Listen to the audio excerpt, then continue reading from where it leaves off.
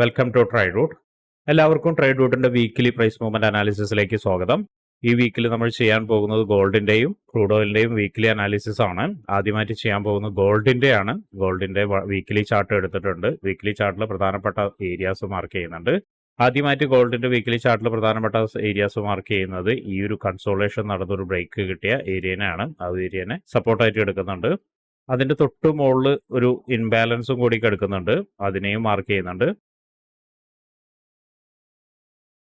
ഇനി മാർക്ക് ചെയ്യേണ്ടത് റെസിസ്റ്റൻസ് ആണ്. റെസിസ്റ്റൻസ് കറന്റ്ലി ഓൾ ടൈം ഹൈയിൽ നിന്ന് കഴിഞ്ഞ വീക്ക് ഒരു ചെറിയൊരു റിയാക്ഷൻ തന്നിട്ടുണ്ടായിരുന്നു. റിയാക്ഷൻ തന്ന് താഴെ ഇറങ്ങി മാർക്കറ്റ് ക്ലിയർ ആയിട്ട് സപ്പോർട്ട് എടുത്ത് വീണ്ടും മുകളിലോട്ട് പോയിട്ട് ഒരു ഇൻഡിസിഷൻ ആയിട്ടാണ് നിൽക്കുന്നത്. അപ്പൊ അതുകൊണ്ട് എവിടുന്ന് റിയാക്ഷൻ കിട്ടിയോ ആ ഏരിയനെയാണ് റെസിസ്റ്റൻസ് ആയിട്ട് മാർക്ക് ചെയ്യുന്നത്.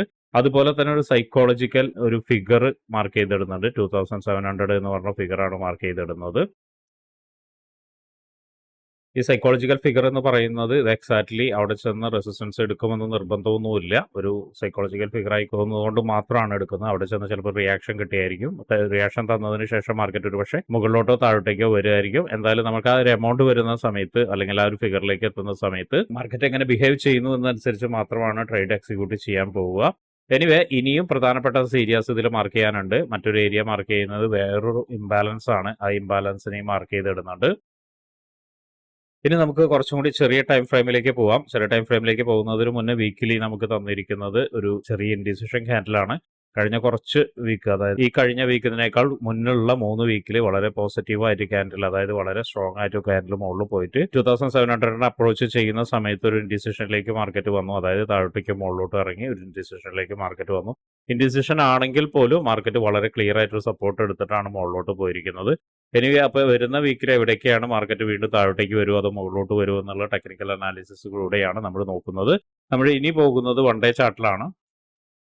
വൺ ഡേ ചാർട്ടിലോട്ട് വരുന്ന സമയത്ത് വീക്കിലി മാർക്ക് ചെയ്ത ഇംബാലൻസിൽ അവിടെ ഒരു ഡേ ഇംബാലൻസും കൂടിയുണ്ട്. അപ്പോൾ അതുകൊണ്ട് ഇത് വളരെ ഇമ്പോർട്ടൻ്റ് ആയ ഒരു ഏരിയ ആയിട്ട് എപ്പോഴും കണക്കെടുക്കുക. ഇതിനൊന്ന് മാർക്ക് ചെയ്തിടുന്നുണ്ട്. അതുപോലെ തന്നെ വൺ ഡേ ചാർട്ടിൽ കുറച്ച് കൺസോളേഷൻ ഏരിയ നടന്നിട്ടുണ്ട്. അപ്പോൾ അതിന് ഡേ ചാർട്ട് ലോ ആയിട്ട് എടുക്കുന്നുണ്ട്.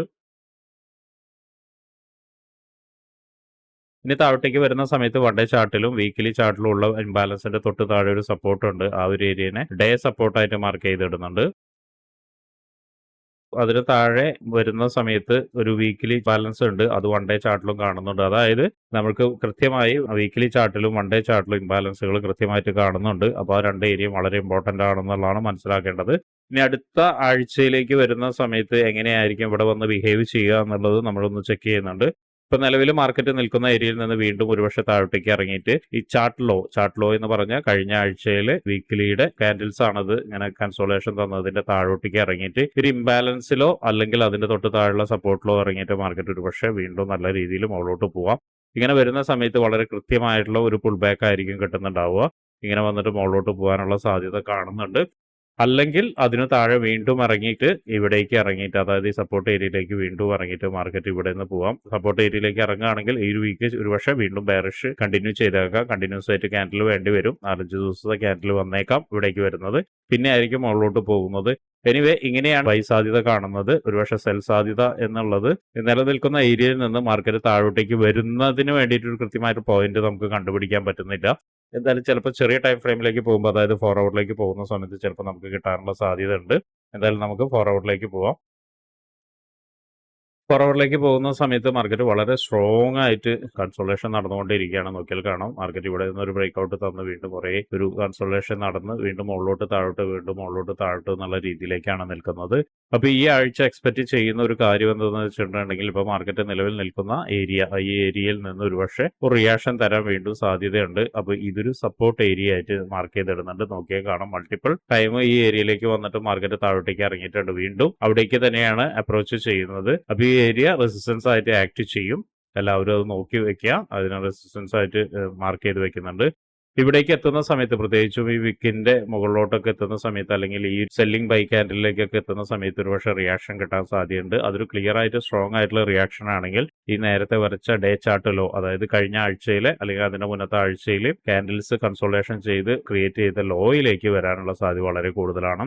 അതിനെയും വന്നു കഴിഞ്ഞു കഴിഞ്ഞിട്ട് ഈ ഒരു സപ്പോർട്ട് ഏരിയ, അതായത് സപ്പോർട്ട് ഏരിയ എന്ന് പറയുന്ന ഇംബാലൻസിലേക്ക് ഇറങ്ങിയിട്ട് മുകളിലോട്ട് പോകാനോ അല്ലെങ്കിൽ സപ്പോർട്ട് ഏരിയയിലേക്ക് ഇറങ്ങിയിട്ട് മുകളിലോട്ട് പോകണോ അല്ലെങ്കിൽ അതിന്റെ താഴെ ഇംബാലൻസോ സപ്പോർട്ട് സപ്പോർട്ട് ഏരിയയിലേക്ക് വന്നിട്ട് മുകളിലോട്ട് പോകാനോ സാധ്യതയുണ്ട്. ഒരുപക്ഷെ എന്തായാലും തിങ്കളാഴ്ച ഈ ഒരു സ്റ്റേജിൽ നോക്കുന്ന സമയത്ത് തിങ്കളാഴ്ച കാലത്ത് തന്നെ താഴോട്ടേക്ക് വരാനുള്ള ഒരു സ്ഥിതി കാണുന്നുണ്ട്. എന്തായാലും മാർക്കറ്റ് ഓപ്പൺ ചെയ്തിട്ട് എങ്ങനെയാണ് റിയാക്ഷൻ ചെയ്യുന്നത് എന്നുള്ളത് നമുക്ക് നോക്കാം. അങ്ങനെയാണെങ്കിൽ ഏർലി മോർണിംഗിൽ തന്നെ ഒരു സെല്ലർ ഓപ്പർച്യൂണിറ്റി ഇവിടുന്ന് കിട്ടാനുള്ള സാധ്യതയുണ്ട്. വന്ന് നേരത്തെ പറഞ്ഞ പോലെ തന്നെ ഡേ ചാർട്ട് ലോയിലേക്കായിരിക്കും മിക്കവാറും അപ്രോച്ച് ചെയ്യുന്നത്. അല്ല മറിച്ച് മാർക്കറ്റ് മുകളിലോട്ട് പോവുകയാണെങ്കിൽ ഇതൊരു സപ്പോർട്ടായിട്ട് ഫോർവേഡിന്റെ സപ്പോർട്ടായിട്ട് ഓൾറെഡി എടുത്തിട്ടുണ്ട്. മാർക്കറ്റ് മുകളിലോട്ട് പോവുകയാണെങ്കിൽ 2700 ബ്രേക്ക് ചെയ്യാനും സാധ്യത കാണുന്നുണ്ട്.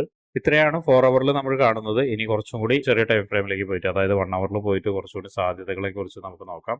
1 അവറിലേക്ക് പോകുന്ന സമയത്ത് നമ്മൾ നേരത്തെ പറഞ്ഞ അല്ലെങ്കിൽ നേരത്തെ വരച്ചു വെച്ചിരിക്കുന്ന റെസിസ്റ്റൻസിലേക്കാണ് ഇപ്പോൾ മാർക്കറ്റ് അപ്രോച്ച് ചെയ്യുന്നത്. നേരത്തെ പറഞ്ഞ ഒരു ഏരിയ എന്ന് പറയുന്നത് ഒരു വിക്കിനും കൂടിയിട്ട് ചേർത്തിട്ടായിരുന്നു പറഞ്ഞ്. ഈ വിക്കിന്റെ 50% വരുന്ന സമയത്ത് നമുക്കൊരു റിയാക്ഷൻ കിട്ടുമെന്ന് തന്നെ പ്രതീക്ഷിക്കാം. അങ്ങനെ റിയാക്ഷൻ കിട്ടുകയാണെങ്കിൽ വീണ്ടും പറയുന്നത് ആ ഒരു റെഡ് ലൈൻ, താഴത്തുള്ള റെഡ് ലൈനെ ആയിരിക്കും മാർക്കറ്റ് ഒരുപക്ഷെ അപ്രോച്ച് ചെയ്യുന്നത്. അപ്പോൾ ഒരു നല്ല രീതിയിലുള്ള സെല്ല് കിട്ടിയേക്കാം. ഇവിടെ എത്തുന്ന സമയത്ത് ചെറിയ ടൈം ഫ്രെയിമിലേക്ക് പോയിട്ട് കൺഫർമേഷൻ എടുക്കുക. നമ്മുടെ ട്രേഡ് റൂട്ടിന്റെ ക്ലാസ്സിൽ പലവട്ടം സംസാരിച്ചിട്ടുണ്ട് എങ്ങനെയാണ് കൺഫർമേഷൻ എടുക്കേണ്ടതെന്നൊക്കെ. കൺഫർമേഷൻ എടുത്തതിന് ശേഷം മാത്രം താഴോട്ടേക്ക് ഇറങ്ങാം. അല്ലെങ്കിൽ പറഞ്ഞ പോലെ തന്നെ മാർക്കറ്റ് ഒരുപക്ഷെ മുകളിലോട്ട് പോയേക്കാം. മുകളിലോട്ട് പോകുക എന്ന് പറയുന്നത് ഈ ഒരു ഏരിയയുടെ മുകളിലോട്ട് പോകുമ്പോൾ നമുക്കൊരു സെല്ലിംഗ് ഓപ്പർച്യൂണിറ്റി ഉണ്ട് നോക്കണം. തൊട്ട് മുകളിൽ വീണ്ടും ഒരു ചെറിയ റെസിസ്റ്റൻസ് ഉണ്ട്. ഈ സെല്ലിംഗ് ഓപ്പർച്യൂണിറ്റി എന്ന് പറയുന്നത് ഇതിന്റെ മുകളിൽ പോയിട്ട് ഒന്നുകൂടി റിയാക്ഷൻ കിട്ടുകയാണ്. റിയാക്ഷൻ കിട്ടിയിട്ട് ഇവിടെ ബ്രേക്ക് ചെയ്തിട്ട് മാർക്കറ്റ് ഒരു ബെയറിഷ് ക്യാൻഡിൽ ക്ലോസ് ചെയ്യുകയാണെങ്കിൽ, എസ്പെഷ്യലി 1 അവറിലോ അല്ലെങ്കിൽ 4 അവറിലോ ബെയറിഷ് ക്യാൻഡിൽ ക്ലോസ് ചെയ്യുകയാണെങ്കിൽ ഒരു സെല്ലിംഗ് ഓപ്പർച്യൂണിറ്റി കിട്ടും. വലിയൊരു ടാർഗറ്റ് വെക്കാതിരിക്കുക. വലിയൊരു ടാർഗറ്റ് വെക്കണമെങ്കിൽ കൃത്യമായിട്ട് റീടെസ്റ്റ് വന്നതിന് ശേഷം കൺഫർമേഷൻ കിട്ടിയതിന് ശേഷം ഇവിടേക്ക് വെക്കുക. ഇനി ഇതിന്റെ മുകളിൽ ബൈയിങ് ഓപ്പർച്യൂണിറ്റി ഉണ്ട്. അതായത് ഇതിന്റെ മുകളിലേക്ക് സ്ട്രോങ് ആയിട്ടുള്ള ഒരു ക്യാൻഡിൽ ക്ലോസ് ചെയ്തിട്ട്, അതായത് ഒരു ബുള്ളിഷ് ക്യാൻഡിൽ ക്ലോസ് ചെയ്തതിന് ശേഷം ഒരു ചെറിയ റീടെസ്റ്റ് വന്നിട്ടുണ്ടെങ്കിൽ ഇവിടെ നിന്നിട്ട് ബൈയിങ് ഓപ്പർച്യൂണിറ്റി ഉണ്ട്. ആ ബൈയിങ് ഓപ്പർച്യൂണിറ്റി എന്ന് പറയുന്നത് 2700 ആണ്. അതിന്റെ ഇടയിൽ ഒരു റെസിസ്റ്റൻസ് ഉണ്ട്. നമ്മൾ പറഞ്ഞ പോലെ ഈ റെസിസ്റ്റൻസ് ഉണ്ട്. അതിനെ കൂടി ബ്രേക്ക് ചെയ്യാൻ വേണ്ടി ചിലപ്പോൾ മാർക്കറ്റ് ഒന്ന് ചെറുതായിട്ട് നിന്ന് കളിച്ച് താഴോട്ടേക്ക് ഇറങ്ങും. അപ്പോൾ അതുകൊണ്ട് ബൈയിങ് ഓപ്പർച്യൂണിറ്റി എടുക്കുന്ന ആളുകൾ കൃത്യമായി എൻട്രി നോക്കണം. പ്രത്യേകിച്ച് പാറ്റേണോ അല്ലെങ്കിൽ നല്ല സ്ട്രോങ് ആയിട്ടുള്ള ക്യാൻഡിൽ സ്റ്റിക്സ് കാര്യങ്ങളൊക്കെ വരുന്നത് നോക്കിയതിന് ശേഷം മാത്രം എടുക്കുക. എനിവേ ഇത്രയാണ് ഗോൾഡിന്റെ വീക്കിലി അനാലിസിസ് നമ്മൾ നടത്തുന്നത്. ഇതൊരു പരിപൂർണമായ അനാലിസിസ് ആവണമെന്നില്ല. കാരണം മാർക്കറ്റിനെ ആർക്കും പ്രവചിക്കാൻ കഴിയില്ല. മാത്രമല്ല ലൈവ് മാർക്കറ്റിൽ ഇരിക്കുന്ന സമയത്ത് ഒരുപക്ഷെ നമ്മുടെ അനാലിസിസിൽ റോങ്ങുകൾ സംഭവിക്കാം. അപ്പോൾ ലൈവ് മാർക്കറ്റിൽ എന്ത് സംഭവിക്കുന്നു അതിനെ ബേസ് ചെയ്തിട്ടാണ് കൂടുതൽ ട്രേഡ് എടുക്കാൻ ശ്രമിക്കേണ്ടത്. അനാലിസിസ് എന്ന് പറയുന്നത് ഒരു ഐഡിയ മാത്രമാണ്. ഇതെല്ലാവരും മനസ്സിലാക്കുക. ഇനി നമുക്ക് ഓയിലിലേക്ക് പോവാം. ഓയിലിലെ പ്രധാനപ്പെട്ട ഏരിയാസ് എല്ലാം നമുക്ക് മാർക്ക് ചെയ്യാം.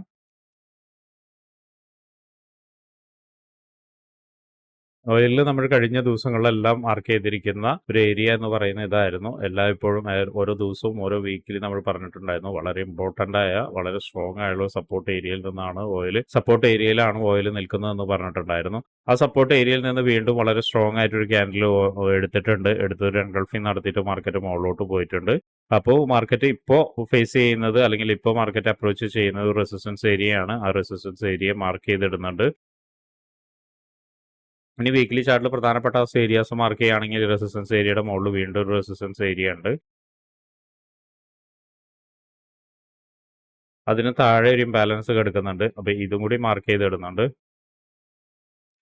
ഇത്രയാണ് വീക്കിലി ഏരിയയിൽ പ്രധാനപ്പെട്ട ഏരിയാസ് മാർക്ക് ചെയ്തിടുന്നത്. നോക്കിയാൽ കാണാം മാർക്കറ്റ് സപ്പോർട്ട് എടുത്തിട്ട് മുകളിലോട്ട് പോകാനുള്ള ശ്രമം നടത്തുന്നുണ്ട്. ശ്രമം മാത്രമായിട്ടുള്ളൂ. നല്ല സ്ട്രോങ് റെസിസ്റ്റൻസിൽ തന്നെയാണ് ഇപ്പോഴും മാർക്കറ്റ് നിൽക്കുന്നത്. ഒരുപക്ഷെ വീണ്ടും താഴോട്ടേക്ക് വരാനുള്ള സാധ്യത ഉണ്ടായിരിക്കും. അല്ലെങ്കിൽ താഴോട്ട് വന്ന് സപ്പോർട്ട് എടുത്ത് വീണ്ടും മുകളിലോട്ട് പോകുമായിരിക്കും. അല്ലെങ്കിൽ ഇപ്പോൾ മാർക്കറ്റ് നിൽക്കുന്ന ഏരിയയിൽ നിന്ന് മുകളിലോട്ട് പോകാനും സാധ്യതയുണ്ട്. അതൊക്കെ മനസ്സിലാക്കാൻ വേണ്ടി നമുക്ക് ചെറിയ ടൈം ഫ്രെയിമിലേക്ക് പോകാം. ആദ്യമായിട്ട് പോകുന്നത് 1 ഡേ ടൈം ഫ്രെയിമിലാണ്. 1 ഡേ ടൈം ഫ്രെയിമിൽ നോക്കുന്ന സമയത്ത് മാർക്കറ്റ് നേരത്തെ പറഞ്ഞ പോലെ തന്നെ ഇവിടെ നിന്ന് സപ്പോർട്ട് എടുത്തു, അവിടേക്ക് റീടെസ്റ്റ് വന്നിട്ട് മാർക്കറ്റ് വളരെ സ്ട്രോങ് ആയിട്ട് മുകളിലോട്ട് പോയിട്ടുണ്ട്. അപ്പോൾ ആ പോകുന്ന സമയത്ത് മാർക്കറ്റ് ഒരു സ്ട്രക്ചർ ബ്രേക്ക് ചെയ്തിട്ടാണ് പോയിരിക്കുന്നത്. അടുത്ത മാർക്കറ്റ് അപ്രോച്ച് ചെയ്യുന്ന ഏരിയ എന്ന് പറയുന്നത് ഈ ഒരു ഏരിയ ആണ്. അപ്പോൾ സ്ട്രക്ചർ ബ്രേക്ക് ചെയ്തതിന് നമ്മൾ നോട്ട് ചെയ്ത് വെക്കുക. ആ സ്ട്രക്ചർ ബ്രേക്ക് ചെയ്ത് മുകളിലോട്ട് പോകുന്ന സമയത്ത് അവിടെ ഒരു ഇംബാലൻസ് കൂടി ക്രിയേറ്റ് ചെയ്തിട്ടുണ്ട്. ആ ഇംബാലൻസിനെ മാർക്ക് ചെയ്തിടുന്നുണ്ട്. അതുപോലെ താഴോട്ടേക്ക് ഇറങ്ങുന്ന സമയത്ത് ഇവിടെ ഒരു സപ്പോർട്ട് ഏരിയ ഉണ്ട്. നമ്മുടെ ആ സപ്പോർട്ട് ഏരിയനെ നേരത്തെ പറഞ്ഞിട്ടുണ്ടായിരുന്നു. ഒന്നും കൂടി പറഞ്ഞ് മാർക്ക് ചെയ്തിടുന്നുണ്ട്. ഒപ്പം അതിന്റെ തൊട്ട് മുകളിൽ വീണ്ടും ഒരു ഇംബാലൻസ് കിടക്കുന്നുണ്ട്. അതിനെയും മാർക്ക് ചെയ്തിടുന്നുണ്ട്. ഇത്രയാണ് പ്രധാനപ്പെട്ട ഏരിയാസ് സപ്പോർട്ടിൽ നിന്ന് മുകളിലോട്ട് പോകുമ്പോൾ നമ്മൾ മാർക്ക് ചെയ്തിടുന്നത്. പിന്നെ മുകളിലോട്ട് പോകുന്ന സമയത്ത് നേരത്തെ പറഞ്ഞിരുന്നത് ഭയങ്കര സ്ട്രോങ് ആയിട്ടുള്ള റെസിസ്റ്റൻസ് ഏരിയ എന്ന് പറഞ്ഞിട്ടുണ്ടായിരുന്നു. അപ്പോൾ അതുകൊണ്ട് തന്നെ മാർക്കറ്റ് ഒരുപക്ഷെ ഇവിടെ നിന്നുള്ള വീണ്ടും താഴോട്ടേക്ക് ഇറങ്ങിയിട്ട് ഒരുപക്ഷെ ഇംബാലൻസിലേക്കോ അല്ലെങ്കിൽ ഈ ഇംബാലൻസിലേക്കോ വന്നിട്ടായിരിക്കും വീണ്ടും മുകളിലോട്ട് പോകുക എന്നുള്ളതാണ് ഇപ്പോഴത്തെ അവസ്ഥയിൽ നമുക്ക് മനസ്സിലാക്കാൻ കഴിയുന്നത്. എനിവേ നമുക്കത് ചെറിയ ടൈം ഫ്രെയിമിലേക്ക് പറ്റി കുറച്ചും കൂടി കാര്യങ്ങൾ ക്ലിയർ ആയിട്ട് നോക്കാം. അതുപോലെ തന്നെ മുകളിലോട്ട് പോകുന്ന സമയത്ത് നേരത്തെ കുറച്ച് ഇംബാലൻസിന്റെ പ്രധാനപ്പെട്ട ഒരു സപ്പോർട്ട് ഏരിയ ആണ് ഇത്. എല്ലാവരും നോട്ട് ചെയ്ത് വെക്കുക. 1, 2, ഏരിയകളുണ്ട്. ഈ 2 ഏരിയയും വളരെ ഇമ്പോർട്ടന്റ് ആയ ഏരിയകളാണ്. ഇത് റെസിസ്റ്റൻസ് ഏരിയയാണ്, സപ്പോർട്ട് ഏരിയ അല്ല. അതുപോലെ തന്നെ മുകളിലോട്ട് പോകുന്ന സമയത്ത് വളരെ ഇമ്പോർട്ടന്റ് ആയ റെസിസ്റ്റൻസ് ഏരിയ കൂടിയാണ് ഈ 2 എണ്ണം വരച്ചിരിക്കുന്നത്. 2 എണ്ണത്തിലെത്തി മാർക്കറ്റ് ഒരുപക്ഷെ റിയാക്ഷൻ തരാനുള്ള സാധ്യതയുണ്ട്. അതുപോലെ തന്നെ ശ്രദ്ധിക്കേണ്ട ഒരു കാര്യം എന്ന് വെച്ചിട്ടുണ്ടെങ്കിൽ ഇവിടെ എത്തുന്ന സമയത്ത് ഈ റെഡ് ലൈൻ വരച്ചിരിക്കുന്ന സമയത്ത് ഒരുപക്ഷെ മാർക്കറ്റ് നല്ല രീതിയിൽ റിയാക്ഷൻ തന്നേക്കാം. അപ്പോൾ ഈ പ്രധാനപ്പെട്ട ഏരിയാസ് എല്ലാം മാർക്ക് ചെയ്ത് ഇടുക. ഇവിടേക്ക് എത്തുന്ന സമയത്ത് മാർക്കറ്റ് എങ്ങനെ ബിഹേവ് ചെയ്യുന്നു എന്നുള്ളത് നോക്കാം. ഇനി നമ്മൾ 4 ഹവറിലേക്കാണ് പോകുന്നത്.